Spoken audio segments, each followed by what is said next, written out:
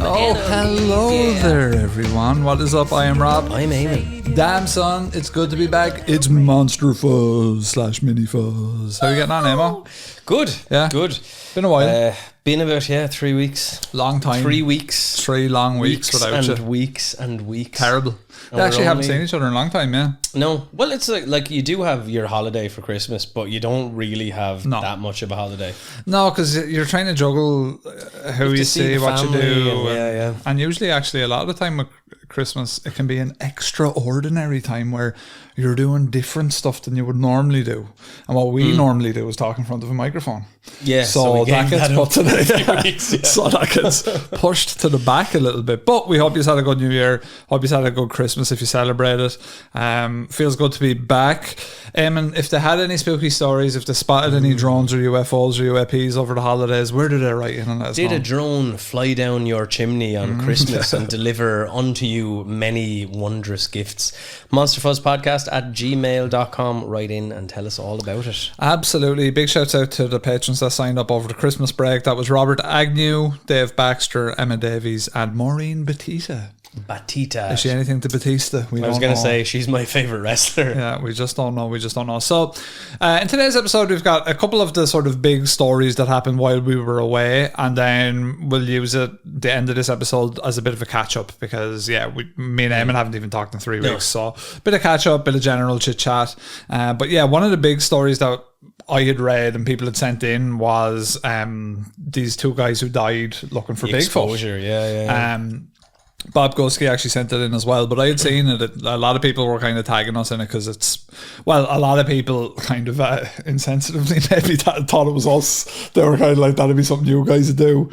But it's kind of a serious thing and it's kind of close to home for us. So it's one of these ones where, I suppose at first glance you look at it and the headline makes it sound silly, but then when you actually think about it, you're like, it's real people. It's two people who died on a hike, effectively. So exactly. So I listened in Wes's podcast, in Sasquatch Chronicles, he did a quick sort of shout out to them or whatever, but he did say, look, I've hiked there before. Said it's very easy to get turned around, to get lost in there, and I think really poor conditions just descended on them when they were in, God love them. Right, so we'll talk a little bit about it anyway. So 2 men were found dead in a remote forest while searching for Sasquatch, commonly known as Bigfoot as we calls him, and this was according to authorities in Washington State. Now they said that these 2 men were from Portland, Oregon. They were found dead after a 3-day search was launched on Christmas Day, which is a terrible time as well to die. Yeah. After a family member reported that the pair had not returned from a trip to the Gifford Pinchot National Forest to search for proof of a mythical hairy forest-dwelling bipedal primate. The search involved over 60 volunteers searching with aircrafts and dogs in heavily wooded terrain and brutally cold weather conditions. The Skamania County Sheriff's Office said in this news release that both deaths were due to exposure based on weather conditions and ill preparedness. The Sheriff's Office found a car belonging to the victims near the town of Willard, and the search refocused to that area. Drones were also used and a Coast Guard helicopter was called in to help with the search. So they haven't named the 2 victims at the time of us recording, but they were 37 and 59. Yeah. Weather conditions in the Cascade Mountains have been frigid in the days leading up to the search, but they had snow, they had freezing rain, and they had all of that stuff. Rescuers also had to battle high water levels in rivers and fallen trees. And that's the other thing is, like, you wouldn't even think of it, but like fallen trees, for example, the only reason I'm commenting on them is because, we've talked about before here on the podcast that there's a bunch of like Sitka spruce plantations. And what'll happen is, like, and the only reason I know is from watching GeoWizards videos actually, is wind or storms in extreme weather events will knock down, say, a bunch of trees, right? And if you come across them and say you're wanting to get past them, a lot of the time it's like either I can hike around a long ass way, and most of the time that's the more sensible option, or I can try and actually traverse them. But like traversing those slippy downed logs, because they all stack on top of each other, so it makes like a mesh network, and then when the snow falls, like you can literally like fall down into like a couple of feet and break a leg or something like that. So like even just that alone, like it could be, and then when you're adding snow into it. But to go on to talk a little bit about sort of cryptids in this news article here, and they were just saying that hundreds of sightings of Sasquatch are reported in this area, and in this particular county where the pair went missing, a person could get a year in jail or a $1,000 fine if one of the folklore creatures is harmed, which is an interesting... finding Bigfoot and then being fined €1,000 because you like spooked him or whatever. Yeah, so I suppose there's a couple It's a nice little... I mean, I do like little towns or whatever that have things like that. Yeah. Like, isn't there a town where the dog is the sheriff in some tiny little town in America or something? Probably. I like... Probably makes more sensible decisions than a lot of major politicians, you know? I actually watched a video, again, it's another guy I shout out a lot, is the Peter Santinello guy, and he was actually up in that neck of the woods, Northern California, and there was a couple of the little towns he went through where they had like Bigfoot truck stops and things like that. Yeah, like it's all themed around that area. So I suppose the reason that we put it in here is, well, it's twofold really. For one, we like the outdoors, we like hiking, so you know, you can kind of put yourself in their shoes, but also, and this actually will tie into some stuff we talk about a little bit later, is like, you know, we're not soliciting people or encouraging people to go out and hunt Bigfoot, but at the same time, maybe we are a little bit by just even contributing to the legend of a Sasquatch or a Bigfoot, right?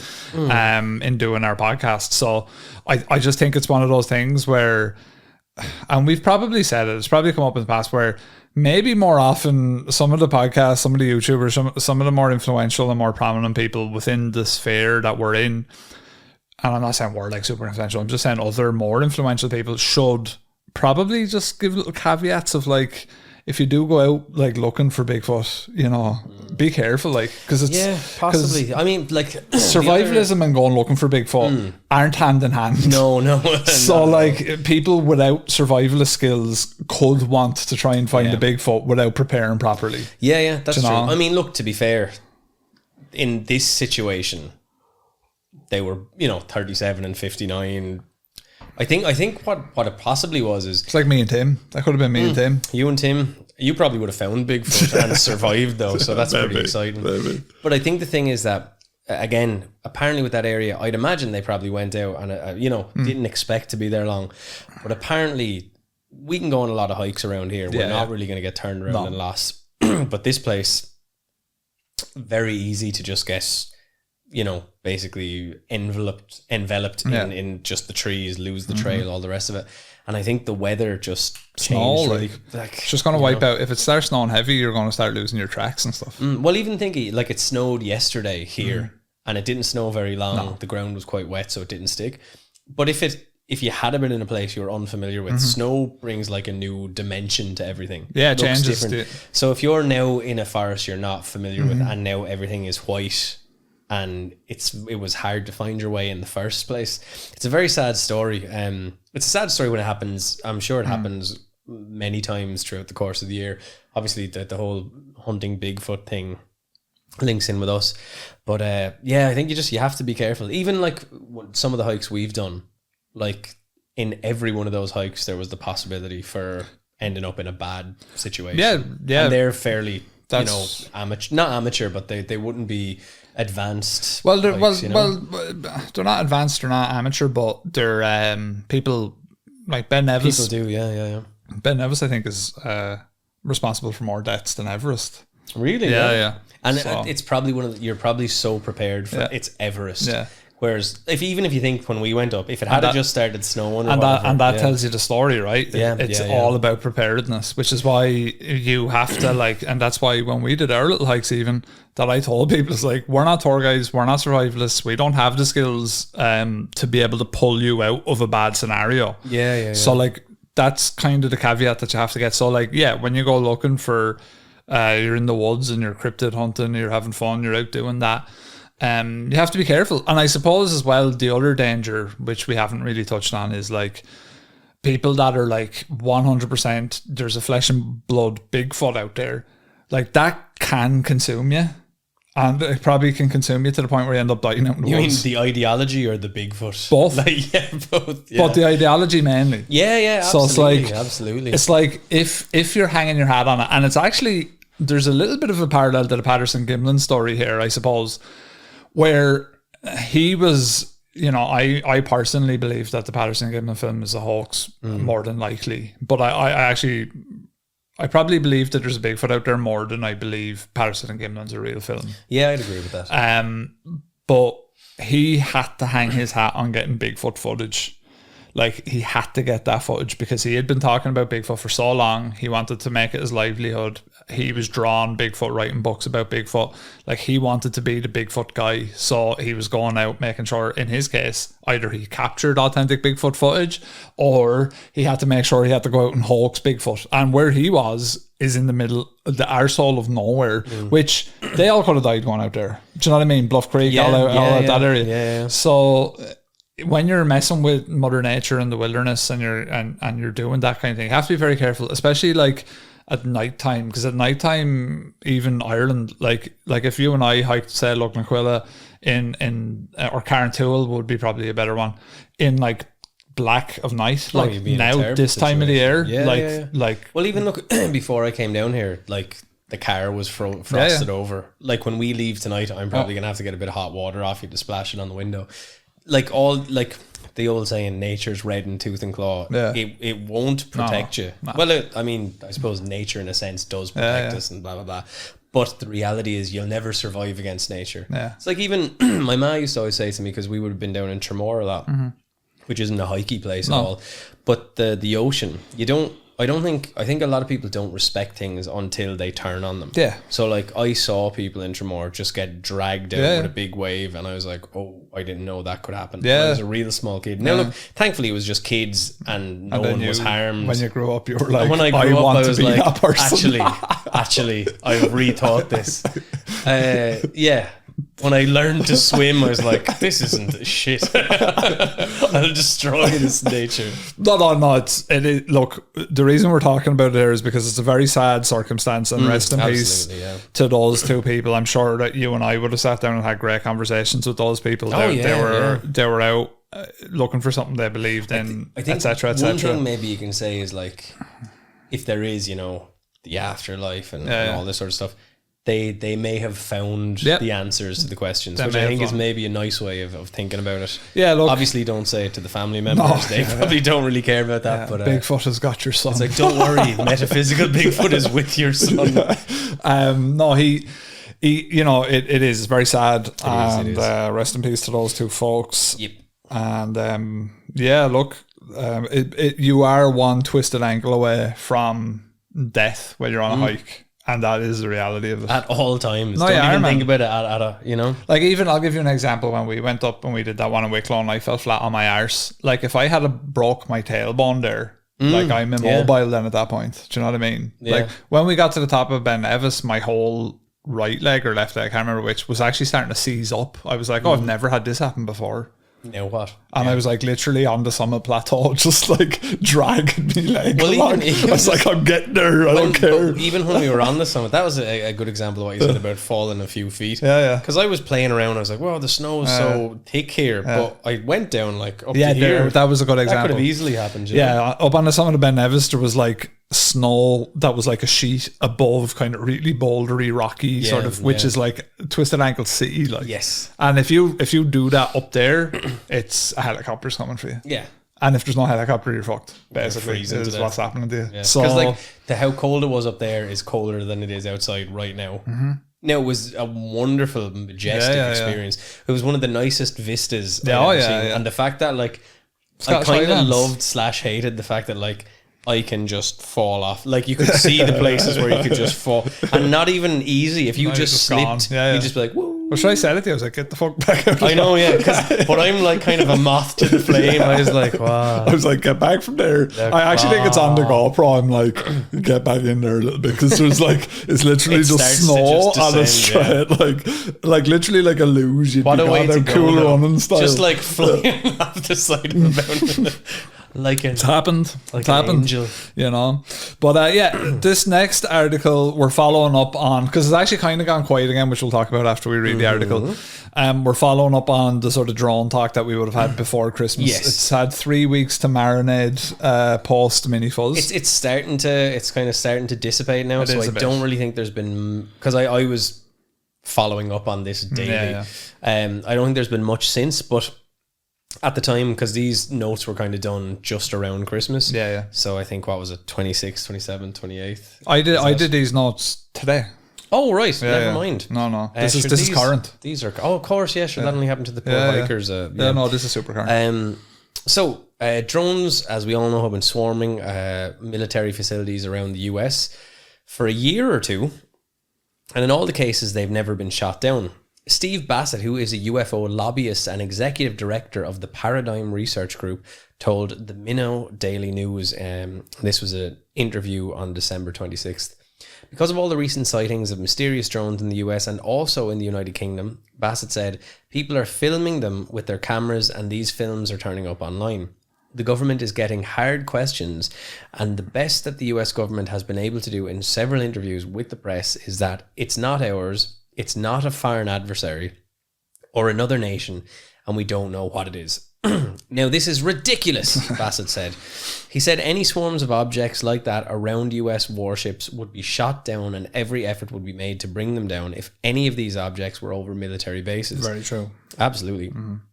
But it would be a huge, huge national security matter.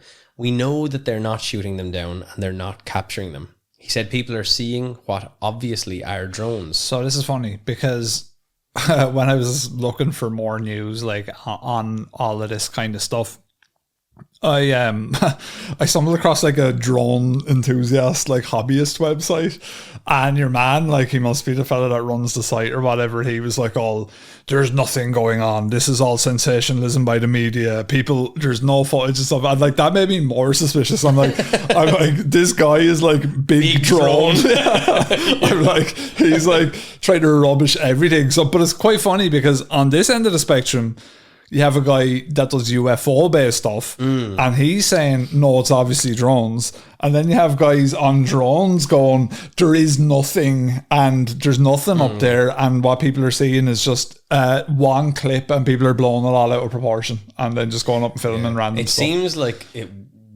they wouldn't be having public here, like, you know, what like, even like the public hearings you can kind of almost take separately, but like there was a huge wave of activity there. And if you want to go on, we'll talk a little bit about that after. So he says there's a huge amount of other stuff up there which are not drones. I kind of subscribe to this. The only conclusion that makes sense is that this is a UFO flap. There have been a number of these flaps over the last 70 years. There's a lot of sightings, a lot of stuff in the area, even nationally, and then it goes away. This is the biggest one ever. It's been going on for at least 2 years. So I like that idea. The idea of a flap, whatever that may be, is basically they show up for like a certain amount of time. There's a whole bunch of a commotion, and then they're gone again. Yeah. Like a flap, like that makes sense, because like even when you think about, I was only thinking about it earlier, we've been doing this pod coming on for 5 years, amazingly. And we haven't really had a quote unquote flap during the time we've done this podcast. No. This is the first flap. Even like if you think about what was Lights Over Phoenix was 95. Yeah. I mean, that was certainly a flap of sorts. Yeah. I think the thing about this that's kind of difficult is that technology is in a place now where you have drones with lights in the dark. So it's very easy to go, oh, this is something. This is wrong. To me, a lot of the footage I saw was like, well, these are just stuff we already have. But then, to your point, in the what was the base in the UK? Langley, was it? Or? There was Rendlesham Forest. There was that incident. No. I mean the one where the sphere just. That was Manchester Airport, I think. Oh, I thought that was like one of the bases. No, I think it was Manchester Airport. Yeah. So it looks like there's some stuff that's like, okay, that doesn't look like anything I've seen. Yeah. And then there's and so it's very hard to figure out what's going on. But you can look at a lot of it and be like, that's definitely not. Unless the aliens are just lads there going zzz. Yeah. That was that alleged incident of, and it's on our Instagram if people haven't seen it. That was like allegedly taken from, as far as I'm aware, Manchester Airport on a civilian plane, and it was actually one of the people in the cockpit who took the footage. Yeah, it's bizarre, like a blue sphere that just. But then all of that was scrubbed, and the account, I'm not sure if the account is gone, but like it was all gone. Oh, really?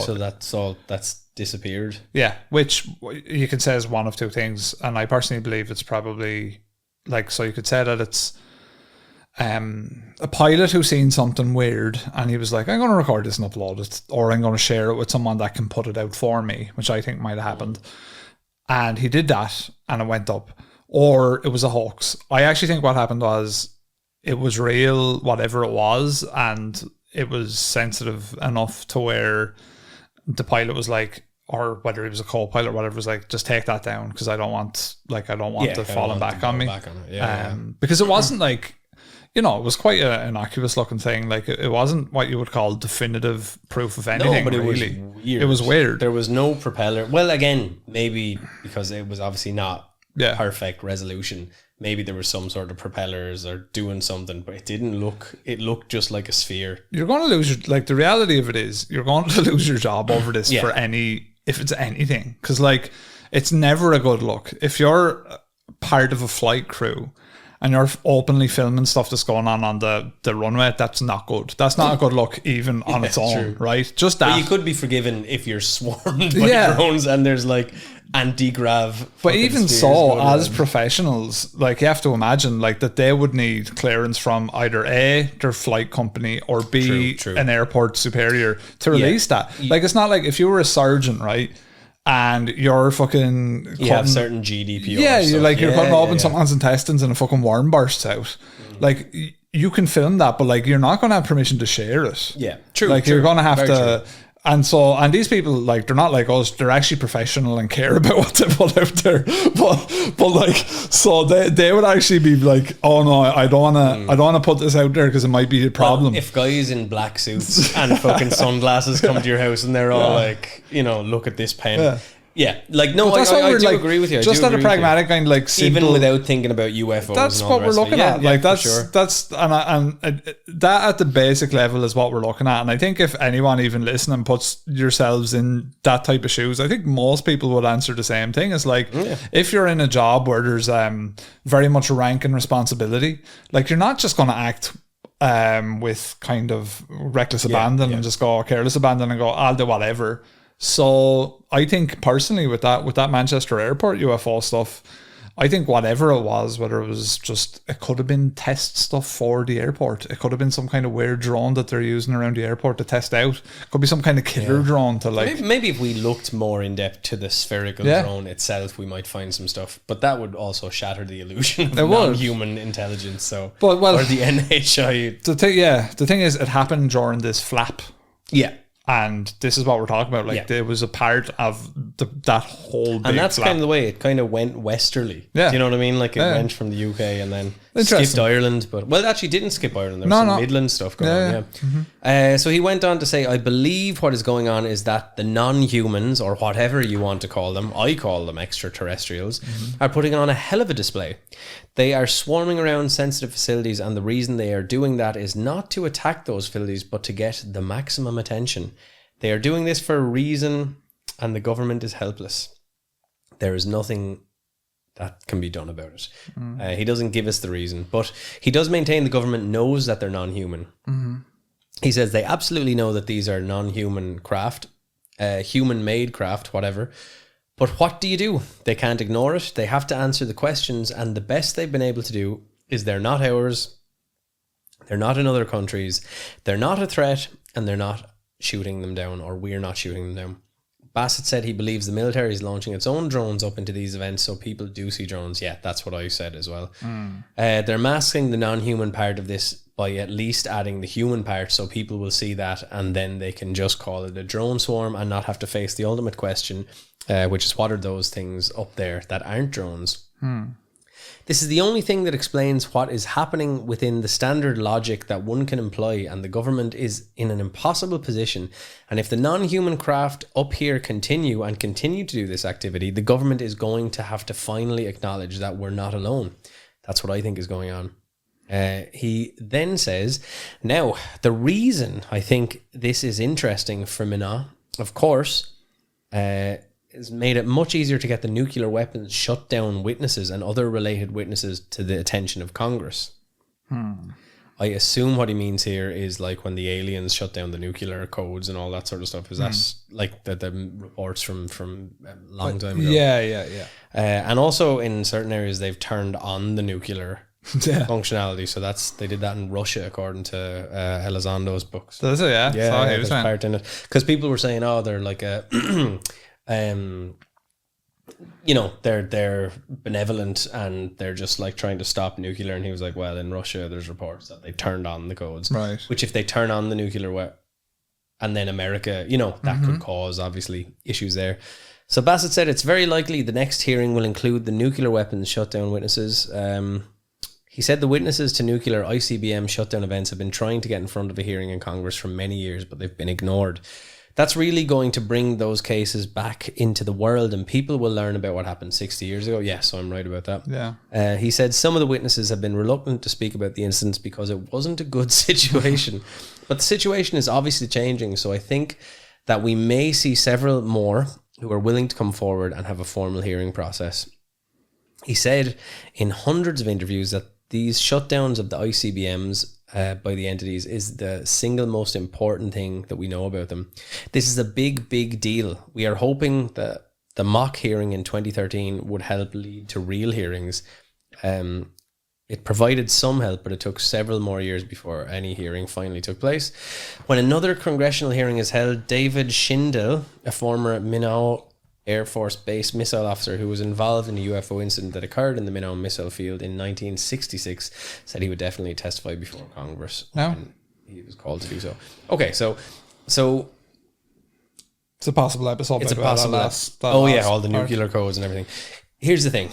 There is a guy who has come forward. So this has just happened. I think it was the 31st of December that it started to come out. There was a guy on Sean Ryan, who's an ex-Navy SEAL, I believe. He had a show, and a guy, I don't know even if he knew him particularly well, but basically he started getting, there was a fella that said, I have very sensitive information, blah, blah, blah. Now this guy was saying, I'm always getting stuff like this. Right. So I don't necessarily take it too seriously. Unfortunately, this guy turned out to be the fella who carried out the September 1st Cybertruck. September 1st? January 1st Cybertruck, I don't know, attack, I guess. And I'm just trying to find it here now because it was in our Discord. So I wasn't familiar with much of this. I actually, funnily enough, when I first seen the news headlines, Tesla truck explodes, no joke. Just like, I was like, well, yeah, they blow up, don't they? Like, I literally thought there's that stuff about electric cars, I legitimately, it was on the news of my granny and granddad's, and the sound was turned down, and I seen a Tesla truck on fire, and I was like, oh yeah, it's just an electric car on fire, like they normally are electric cars in their natural state. I'm like, yeah, well, that's, and then I only found out like a couple of days later that it was actually a terrorist attack. So it's kind of a... It was, So I'm trying to get the fella's name who was... So the guy's name was Matt Livelsberger. Yeah. Now look, I know we talked about this before, so should we say his name, blah, blah. There's a lot of stuff doing the rounds about this now. That Sean Ryan podcast that came out relatively recently is going to have all this information on it.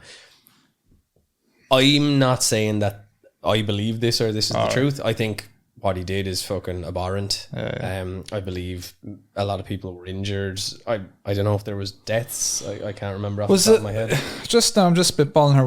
Was it in his eyes kind of a copycat of the kind of Timothy McVeigh? No, the dude that shot the health executive. Was it a bit of like tied in with that a little bit? So was it that kind of idea? So he was basically trying to get onto Fox News. He was trying to get onto your man Sean Ryan's show. He was going through this other guy. Right. His name escapes me. I apologize for that. But it's all in this episode. If you go into the Sean Ryan thing, you'll find it there in the podcast. So on the 31st of December, he sent an email. It says, in case I do not make it to my decision point or onto the Mexican border, I'm sending this now. Please do not release this until the 1st of January and keep my identity private until then. First off, I am not under duress or hostile influence or control. My first car was a 2006 black Ford Mustang V6 for verification. Here we go. I didn't always drive Teslas, lads. this Cybertruck. It was a rental as well. Please love me. I did have a V6. I'm not a soy boy. He's not doing with rental business because their insurance premiums are going to go up now as well. So what we have been seeing with drones is the operational use of gravitic propulsion systems powered aircraft by most recently China in the East Coast, but throughout history, the US. Only we and China have this capability.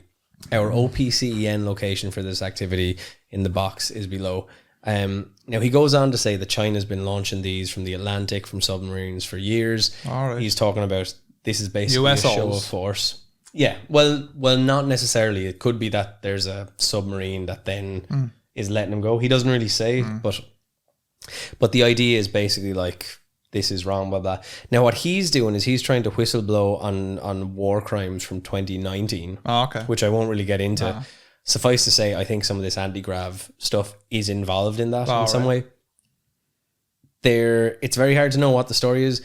The news outlets have put stories out that there was a recent test where he isn't related to his son, and maybe that came out and that caused him to like snap a fuse or whatever. Episode, yeah. So look, the reality is, look, we don't know what the story is now. If what he's saying is true, then you would be looking for a reason to discredit it for sure. Oh yeah. But look, Occam's razor. Yeah, we're not saying it one way or the other, but it is more scary than non-human intelligence if this is China starting to say, we'll fuck you up if we want to, and America going, oh, don't though. There's also stuff about, I believe, missiles from, I want to say, Iran that crossed the border in the US through neutral airspace. Right, this is what he's saying. This is all this stuff has kind of come out. And again, I'm paraphrasing this Sean Ryan podcast that I listened to kind of try to understand this a bit better.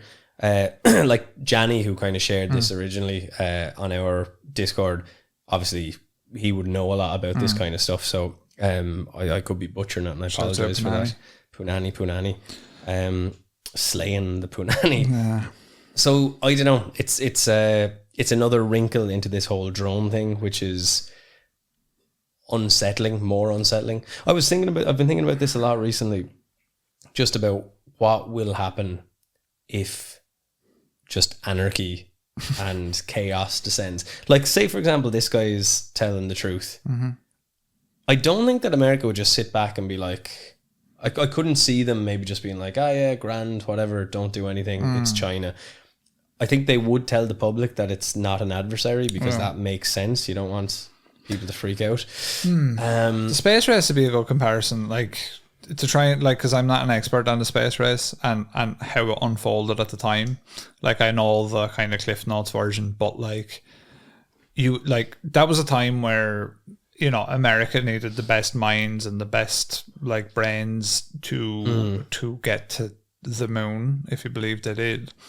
And they had to basically advertise that. It was like, yeah, we're wanting to go to the moon. We have a target. This is what we're going to try and do. And I'm sure part of that was like trying to get as many people on board as they could. It's like, we're advertising that we're doing this because we want the best brains. We want people that are willing to sign up and try and help. And we want probably programs going. We want all this kind of stuff going. Look at the Manhattan but that's not happening. And all that as well. Like, yeah, you know, exactly. But that's not, or hasn't happened yet. We haven't had a thing, because like where I'm going with it is, I suppose you would assume that if something like, let's just say for talks like China has some mad anti-grav shit and they're flexing on America, right? They're like fucking. Well, see, this guy is saying they both have it. Right. Well, if they both have it, then that's fine. If it's one of them has it, then you would imagine like, yeah, America or China would come out and sort of say, we think that there's something going on here, that we think this person is responsible, and we're trying to address that. And we, again, much like a space race kind of scenario, we need all hands on deck to kind of try and do this, whether that be internally or externally or both, who knows. But yeah, I don't know, man. It's weird. Like, it's kind of gone away again now. The flap has flapped away. It's flown off. So it's strange, because yeah, it was all exciting there for a minute, and then it's just gone. And that's the way these things tend to. Now, the thing is, it could be that it's even worse than ever, but it's just the news moves so fast nowadays. I think we'd see it though, because like I'm in all those communities. Yeah, that's very true. So it's a bizarre thing. To be honest with you, I remember we talked about before, and I said my suspicion was that there was something happening with UAPs, and the drones were to just try to minimize whatever visibility that people would have about that. I really hope that's the case, because the idea of these things, the idea that China is doing this, is way more unsettling. Yeah. To me, and that's probably only because we don't know the intentions of the non-human intelligence. But it's a very bizarre thing, man, and it's very, I don't know, the last 2 years, last 2-3 years have just been very tumultuous in terms of everything that's going on globally. Yeah. It's just one thing after another, and it just gets worse and worse. Last 4 years, really, let's be honest. Well, yeah, true. COVID, there, you know? Yeah, true. That was a big one. And it's a very spooky time.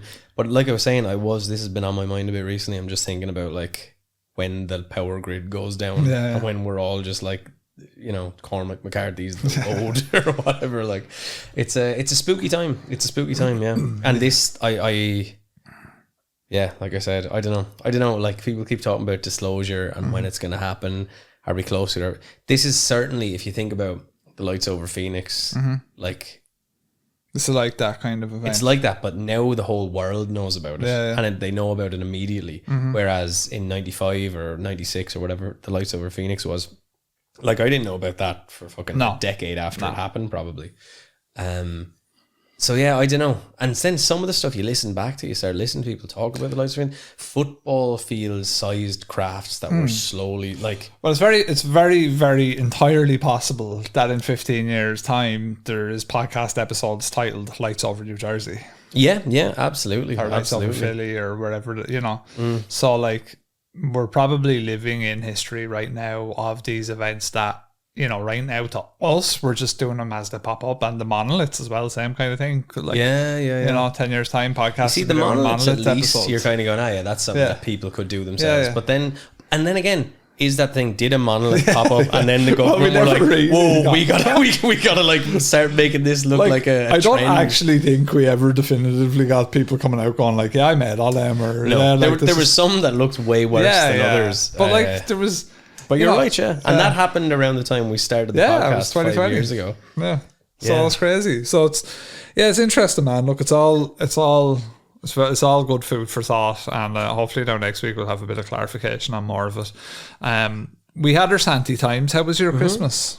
Yeah, it was very nice. Yeah. Very nice, very relaxing. And your New Year. How was your New Year as well?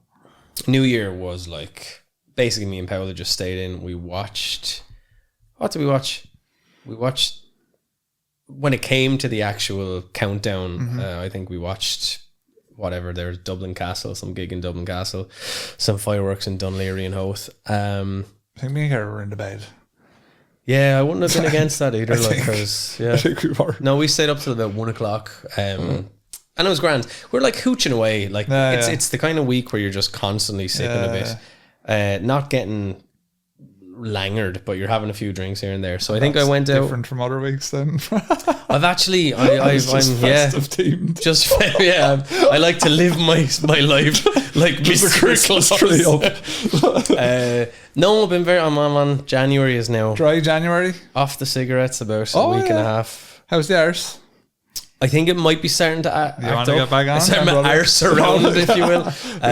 No, I'm gonna give it the month and see how everything kind of levels out. But like, I don't know, to be honest with you, the thing that gets me is like, I just don't really see the benefit of not drinking to the extent that I drink. And I found out very recently, my granddad was the kind of man. He used to, at 9 o'clock at night, he'd have 3 whiskeys. This isn't a sausage creed now. This is well, sausage creed has to stay sharp. You know, he at night time he's out. Sausage creed. He wasn't about staying sharp. But it's in my blood. You know. So like, I go and I have me few whiskeys at night. I did go out a couple of times with people I haven't seen for a while, kind of on the lead up to Christmas, drinking pints. I do like seeing the people and hanging out. My drinking now is like, I like to stay inside. You're turning into me. I think you're getting more antisocial, Eamon, you know. You were always antisocial, but you're getting more like me now. I don't know, you know. There's something, it's not even like I enjoyed seeing everybody, but I would have preferred if like sometimes I like seeing people, but I also like not seeing like people. being alone. Yeah. Well, your Steam Deck has been that's making me want to see people even less. I know you. I cleared Firewatch. Oh, cool. Yeah. The other day, which is a wonderful narrative driven. I have that on my watch list. Simulator. Never picked it up, and it's been out a long time. It's I great. need to get it. It's great. It's one of those games where you have to give it like 45 minutes just so you're like, I get this. Not that it's hard to get, but like that you get into the kind of the groove. But as soon as I started, I was like, yeah, I'll be playing this. I'm playing Metal Gear Solid 2. Nice. I'm enjoying that. On emulator or collection, HD collection or something, is it? HD collection. On Steam, yeah. On Steam. And it runs well and everything? Runs nice? It runs well. To be fair, Firewatch and that have not big problems. Every now and then it might crash, but it's rare That's enough. PC game standard. Yeah, in general. And then really enjoying Cyberpunk. Oh, yeah. Yeah. I'm me and Keanu Reeves. Have you shagged Pan Am yet? No. I haven't. Can I? Yeah. Oh, you can buy. You want to be putting into work on shagging her now? I shagged all the characters. Have I even No, you probably might not met met her yet. No. So I shagged everyone except the lad. Like, to be fair. I probably shagged the lad as well. Like what I love, one of my favorite facts about one of my mates is who is heterosexual apparently, is on his first playthrough he shagged the male and no one else. I was like, nice. I was like, so you did the whole romance quest line for a dude and you didn't bother doing it for any other character. But to be fair, it's nice. like I think video games are supposed to give you experiences you wouldn't have in real life. So maybe. Oh no, like I'm not against doing it. Like I'm not against doing it at all. But like even if you're hetero, whatever, do it. Like, but just the fact that was the first and only one that he did. He was just like good enough. Make it back to shooting that. What? Yeah, I didn't know you were able to be amorous with people. Oh, do you have? It's CD Projekt Red, I helped brother. the man with the big Robo Mickey. He was running around the town. It's CD Projekt Red. You can shag everyone. Like in The Witcher, I shagged everyone, and you actually get a cutscene like where they team up against Geralt. Like you think you're getting a threesome. So I thought I lined up Yennefer and Triss. I was like, class, get a threesome with these now. And they're in the Barwich and all. They're like, oh yeah, we're going back for an old threesome now. Tie you up to the bed, leave you. Oh, maybe they're dripping. Yeah, they're dripping. Best luck to you, gobshite. Yeah, to be fair, that's Cyberpunk is great. It's a raw deal, but I think you deserve some good, ain't it? Really great, yeah. I'm having fun with it. It's funny. Like what I like about the Steam Deck is it tells me when to stop playing when the battery's about to die. And I'm like, that's been about 2.5 hours. I should put that down. It's great though, because the biggest problem I had with games was because me and Paul would have the TV in the sitting room. Obviously, like I can't just playing PlayStation all day, and she's like, "This is Sunborn." But now she can watch GAC that I don't want to watch. That's why we got you a Steam Deck, brother. Well, I appreciate it. You know what I mean? I've been having a great time. That's like 100% thoughtful present right there. That is 100%. Because I envisioned you sitting on the couch going, "Here's my little Steam Deck." Now Paul is watching that Brazilian soap. That one. And so that's why I knew that was a good present. And not to mention as well, you like myself, we play a lot of older games too, and like a bit of everything. So you can do a bit of everything. What I did notice, because you're going through like the whatever when there's a discount and you're going through games. Some amount of sexy games there. I didn't realize because I was just going down like scrolling through, looking at this, and then I clicked on something, and it was just I didn't think you had like proper like porn. Oh like, no, yeah, you would. I was just like, what the hell? And I looked at Paul, I was like, why hang that? And she was like, a good trick to do is to buy them for your mates as gifts on Steam, so that it shows up in their library. Like they're creeps. Nice. We did that with the lads. Just buy a lot of dirty hentai games for Christmas. There's some bizarre stuff out there, like because I was going through like I bought Firewatch was like €2, Metal Gear Solid and Cyberpunk. I was like, great. So probably like €35 for the 3 Yeah, exactly. I was like, great stuff. So like, this will keep me going. I'm trying not to buy any more games, but you know yourself. You see, good deal, you're like, I better take a look in. But Jesus Christ, and there's no romance here. No, but top shagging. There's one of the JPEGs is just a lad after spraying a load on some fucking cyber chick. I was like, what the fuck? I'm too old for this shit. I did a lot of gaming. On Christmas Day, Santa Claus came to me and gave me master rank on Street Fighter 6. Baby. Yeah, that's true. I said it on this podcast when that game came out. It's on record. You can go back and fucking find it. That I will get the master rank on this fucking game. Credit. And here we are, a year and a half later. It was a long ass road. Fuck me, it was tough. Will you go to a different character now? I'm playing a bit of Jory at the minute. Okay. I'm playing Jory, but I'm also playing Ken still because I want to get like good with Ken. I want to be the very best. I want to compete with these fuckers in Ireland. I want to get into the competitive scene. Like as it stands right now, I'm in probably like the top 150 now in Ireland. There's about 150 of us masters in Ireland. Of us masters, look at that. You know, it's like black belts and BJJ. So then no, I'm going at a bit of Jory, just learning her style. I might try and take her to master. Maybe I'll see. I do like her. She's cool. So no, I was delighted. I was so happy. You were dancing with the dog, right? Oh, I was so fucking happy. Because like it's tough. Tough. Yeah. Like it's harder for me because like I literally played Street Fighter 4 and then I stopped playing a lot of fighting games. Like me and you would have picked up 5 the odd time, very rarely. I think we played it probably twice against each other maybe. And there was literally a 10-year gap there from me playing any fighting game. So all of my core skills, which weren't many anyway, were gone. And I basically had to relearn fighting games from scratch. So I was a little bit ahead of people that just picked up the game, like a little bit. I would have had the edge on probably, let's say, 50% of people who bought the game off the shelf. But fucking long road, like 500 hours it took. And and so you're looking at an average, and obviously it wasn't, but you're looking at an average of like an hour a day, basically. An hour and change, yeah.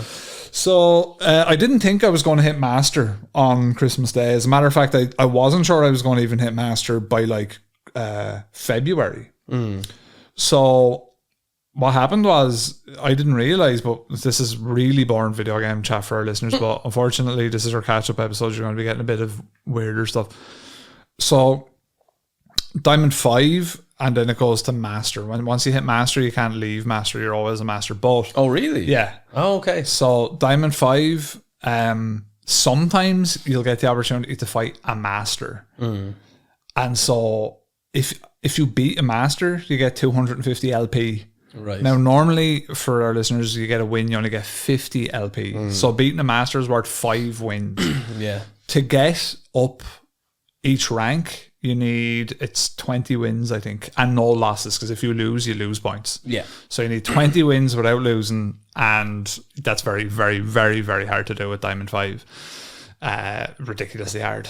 I think my usual login sessions, maybe I was winning, on a good day, I was winning 10 and losing maybe 4. That's on a good day. And so basically, and then you could go on days where you lose 10 and you win 4.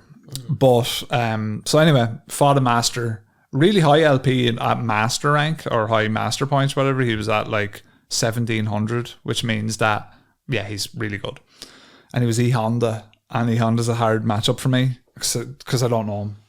So I was like, right, fuck, I'm not going to beat this cunt anyway. And I bet him once and I got 250 LP, and I just realised, I was like, fuck, if I beat this guy again, I'm going to hit master. And I was like, fucking, I switched on, I may as well have been competing. And I bet the fucking shit out of him. I beat the shit out of him. No, I'm not joking you. I don't think I even gave him a round in that second fight. I was like, I'm going to beat the fuck out of you. And I jumped, when I bet him, like before the even LP, I like jumped up. You ever see that video of like, who was it? There's like a gif of like, who's dancing? Is it like Jean-Claude Van Damme or AC Slater or someone where they're like going down and then flipping back up almost? Basically what I did was I just flipped straight up off the couch, and the dog was like, what the fuck is going on here? So she was up jumping all over me. I'm like, man, be fucked. But yeah, no, I was super fucking excited. I was amped up because it was a long road to get there, and it was just a goal I had set. And so yeah, I'm kind of regretting. I said I was kind of toying with it. I was like, if I hit master, I might get a Ken tattoo, maybe. Oh Lord. And I have an artist that I know that I said to him, I was like on the Discord that there's a tattoo artist I know called Mello. And I said to him, I was like, all right, man, see, like he's really good tattooist and he does that style. And I was like, if I ever get to master rank, I might hit you up for a Ken tattoo. And I hit master like 3 days later. I was like, fuck. So I might. That's maybe down the line. But so yeah, that was cool. And other than that, I've been playing Dead Cells, which I bought you as well. Yeah, I probably will just keep buy it on Steam in the package. It's really fun, actually. It's like a roguelike, but I think you'll love it because it's a side-scroller, like Metroidvania style game. When I was playing, I was like, Eamon needs to buy this fucking shit. Did you get the one with the Castlevania? Not yet. Right. So okay. I'm just doing the base game first, and then I will pick up the Castlevania. Very good if anyone's interested in roguelite Metroidvanias. Yeah, it's very good. Something a bit different, like, and I've been playing also Metaphor. It's gonna take me forever to clear that shit. It's that like seems fantastic. Yeah. It's winning all the awards. Like, is it better than Rebirth? Personally, I don't think so, but I'm a Rebirth stan, so I don't know. But it's long, and it's gonna take me a long time to clear. Silent Hill 2 still sitting on me. It's just like, I kind of want to go back and play it. You need to get probably that. Just because you and me were talking about it, and I was looking up at some stuff, and there's so much depth into like stuff that I never knew, where they were just putting little Easter eggs here and there and kind of piecing everything together. I certainly will get it. It's the usual thing. There's time. It's like supply and demand. There's too much supply and there's plenty of demand, but not enough time. I want to say, like, I must check up if it runs on Steam Deck, because you might actually get it and just have a slightly less. Well, is it on PS4? It's on PS5. Like PS4, no. Usually that's my sort of barometer. If it's on PS4, playing Steam Deck. It does. I think it does run on there. But and other than that, I'm trying to think, because anything else gone on. And my Christmas was super quiet. Like super chilled out. I didn't do much. I had a nice one, and again, like I said, for New Year's, we're not that fucking fussed with New Year's. No, the lads were having a bit of a get together, and board games were on the table. People were kind of, no one ended up going. I don't think. I think everyone was just kind of fuck it this year. So it was super chilled out. I drank, like I said, I had the next door neighbours over. We had a drink and a chat. That was a good crack, and that was about it, really. Like, it was a super fucking chilled out affair for me now. Same with us, yeah. Well, see, Paolo was working up to Wednesday on Christmas, like, so we just really had only Thursday and Friday to ourselves, and then I was back in the following Monday in work, as was she.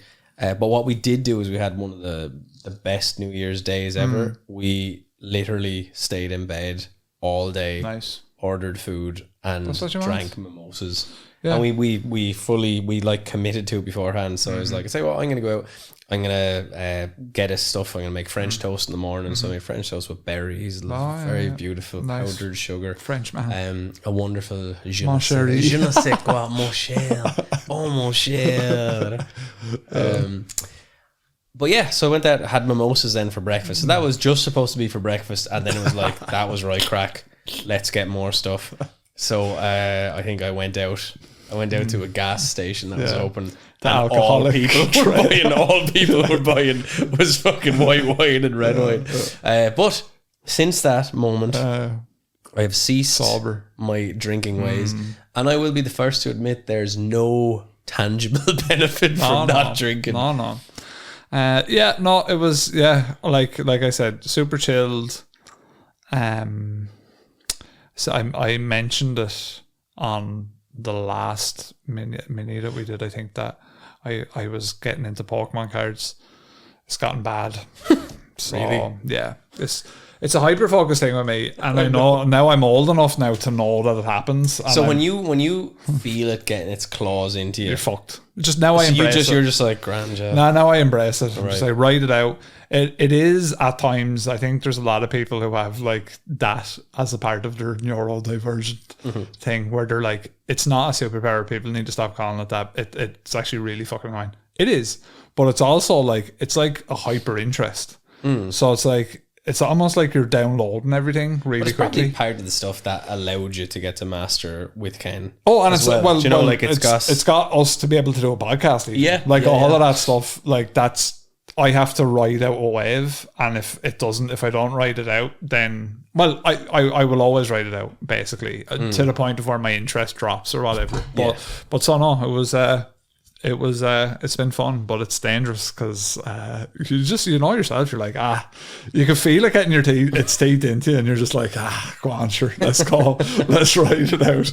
But it's been good crack. So doing a bit of that, and other than that, I don't think there's anything new that I wanted to mention while we were away, other than, and I did mention it in the Discord, I was actually very pleasantly surprised to hear that some of our previous hikers are not only are they inquiring about the next hike, but they're very much into the idea, and they will be returning. And we will be notifying people about that in the next week or two, simply because people need time to book it. And they need to figure out, because again, I think much like last time, there'll be people traveling far and wide. And this is the last hike of that trilogy. And then the year after is all 3 peaks in one day. Possibly, or Carntool in Ireland. But we have Scafell Pike to do. Scafell Pike is on the agenda. We've done Ben Nevis, we've done Snowdon. And so the good news about Scafell Pike is, for anyone that hasn't done any of the hikes, is that it is the most measurable, easily. I wouldn't say it's easy, but it's the handiest of the 3. Okay. And it's also the shortest of the 3 in terms of height. It is a quicker hike in terms of it's about, I think, anywhere between 4 to 6 hours. So it's shorter than Snowdon, shorter than Ben Nevis. And Ben Nevis was in the region of 8, wasn't it? Yeah. 8, 9. I think Graham said, I think he was on the mountain for 12 hours. So it's like a fucking half a day. You're like, you know what I mean? Like, so that was severe. This isn't going to be that. It's still a hike. It's still going to be tough at times, of course. But just if you want to train for it and you don't have anywhere to go, just start either doing incline walking or Stairmaster. Just do that and you'll be fine. You're not going to injure yourself. Or just walk around your local town for like 3-4 hours at a time. Yeah. Like, just give yourself a long walk. Like, there's a little element of, like, you know, incline and gravity that's difficult. But it actually doesn't take that long. It's a day. It's a day. It's just a hard workout for a day. Do 2 days a week. Like, if you're trying to commit to getting a bit fitter, I think, especially this time of year. Yeah, actually, it's a good goal to focus on. It's a really good thing. 2 times a week, just do, like, if you're in the gym, incline walking or Stairmaster. Stairmaster is probably more aggressive form, so just do the inclines if you want. And I guarantee by the time we go, you're going to be in a really good position to face it. And even if you weren't, it's fucking one day. Like, it's a shit one day. But the good news about it is, it's a little bit, well, it's much the same as both of the areas we've been before, but Scafell Pike is within the Lake District. Lake District is one of the most gorgeous places in England and the UK. So, you know, we will think of fun things to do while we're there when we do plan this, like a look at the itinerary. Less time on the mountain means more time to hang out and fuck around. Yeah, exactly. Like last time we had great fun going around Loch Ness and having a few pints. And we probably won't be as broke up. I know a lot of people were just like, I can't stay. I'm in bits. My legs are broke. Whereas this time, and we might try to maybe have a place where we don't need to rely on wheels and we can kind of... Exactly, and the Lake District has a lot of cool kind of setups for things like that too. It's very much a touristy, kind of family-friendly, kind of like stay there friendly kind of area. So we'll scout all that out in the next week or two, and we'll figure out the best places and the best places to meet up and everyone to hang out. And we will plan that. There will be 3 peaks badges specifically for the people that have done all 3. It's a very small group. I think that's probably there's probably 8 of us, 7 of us. Yeah. If that. I think there's one person that didn't do the last mountain but was there. I think that they deserve a 3 peak. Then I'll fight you to the death on this. I think they deserve one. But yeah, so there'll be badges for them, and then there'll be badges for the Scafell Pike specific hikers. And as I've said before, and because it's a new year, it gives you the opportunity if you want to set a goal for yourself. I still do have a couple of Snowdon badges and a couple of Ben Nevis badges. And if you do the hikes, tag yourself on those mountains, send me the picture wherever, and I will send out the badges to you, no problem. And so that's the plan. So we'll let you all know the crack with that. Do prepare. We hope to see all you Scottish motherfuckers that weren't there last time as well, because it's close to Scotland. These are close to the border. There was a couple of years now that were supposed to be there that didn't show up. So we want to see you there. We want to get this done. We want to get the hike done. And we'll leave it there. We're back to normal on Monday. We have, Eamon, what do we have? Project Bluebeam. Bluebeam. It was a good time for it. We're talking about UAPs and the drones in the sky. Sadly, I never really looked in depth into Bluebeam. Oh, yeah. But when I did, I went, yeah, that's definitely not happening. So there's a bit of a spoiler, guys. Right. So, okay, we'll leave it there, folks. I've been Rob. Eamon. Mini Fuzz, over and out.